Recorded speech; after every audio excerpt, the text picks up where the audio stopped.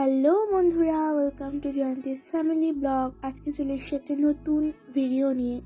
তো বিকেল হলেই যেন আমাদের মনটা করে যে কি খাবো, খালি মনটা খালি একটু খাই খাই করে, তাই না? তো এই প্রশ্নটাই দূর করার জন্য আজকের আমার এই রেসিপির ভিডিও। এই রেসিপিটা ছোট থেকে বড় সকলেই পছন্দ করবে। তো চলো দেখে নিই রেসিপিটা কি। এখানে আমি সয়াবিন সিদ্ধ করে নিয়েছি। সয়াবিন সিদ্ধ করে সয়াবিনের ভিতরে যে জলটা সেটা হাত দিয়ে ভালো করে চিপড়ে বার করে নিয়েছি। এরপর ওই সয়াবিনগুলোর মধ্যে 2টো ডিম দিলাম, আর দেব ওর মধ্যে যে প্রথমেই যে দেখালাম আমি আদা, রসুন, পেঁয়াজ, ধনেপাতা, কাঁচা লঙ্কা, এই সবগুলো জিনিস ভালো করে মিক্সিতে পেস্ট করে নিয়ে আমি সয়াবিনটার মধ্যে দিয়ে দিলাম। এরপর দেব আন্দাজ মতো নুন, আর এর মধ্যে দেব কিছুটা কর্নফ্লাওয়ার।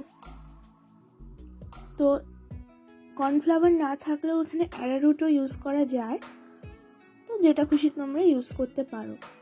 তো এরপর সবগুলো উপকরণ ভালো করে মেখে নেব।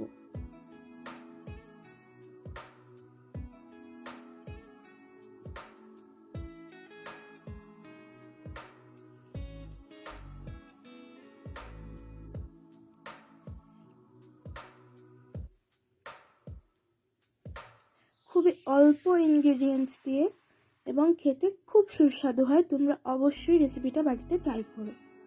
তো এর মধ্যে আমি দেব 2 চামচ চিনি। চিনিটা তোমরা দিতেও পারো, নাও পারো। এখানে জাস্ট আমি একটু হালকা টেস্টের জন্য দিলাম। তো কড়াইতে তেল গরম করে নিয়েছি। তেল গরমের পর এরপরে অল্প অল্প করে সয়াবিনগুলো একটা একটা করে আমি তেলে একটু সয়াবিনগুলোকে সাঁতার কাটতে ছেড়ে দিলাম।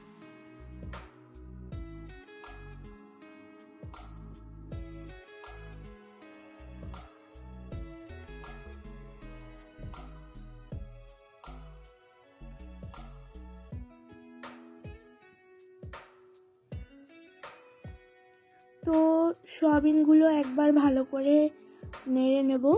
দেখতেই পাচ্ছ তোমরা একটা হালকা রেড কালার চলে এসছে অলরেডি। তো এটা আরেকটু লাল হয়ে গেলেই আমরা তুলে নেব।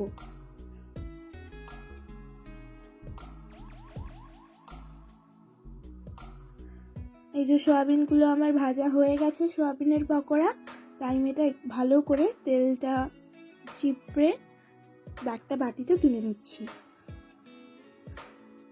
এই যে সুন্দর করে একটা প্লেটে আমি সয়াবিন পকোড়াগুলো রেখে একটা পেঁয়াজ, একটা ছোট্ট করে ধনেপাতার পাতা এবং কিছুটা সস দিয়ে আমি এখানে ডেকোরেশন করে নিচ্ছি। দেখে মনে হচ্ছে না যে তোমরা কোনো ক্যাফেতে বসে বিকেলের টিফিন করছো? তো অবশ্যই রেসিপিটা বাড়িতে ট্রাই করো এবং কমেন্ট করে জানিও যে কেমন হয়েছে।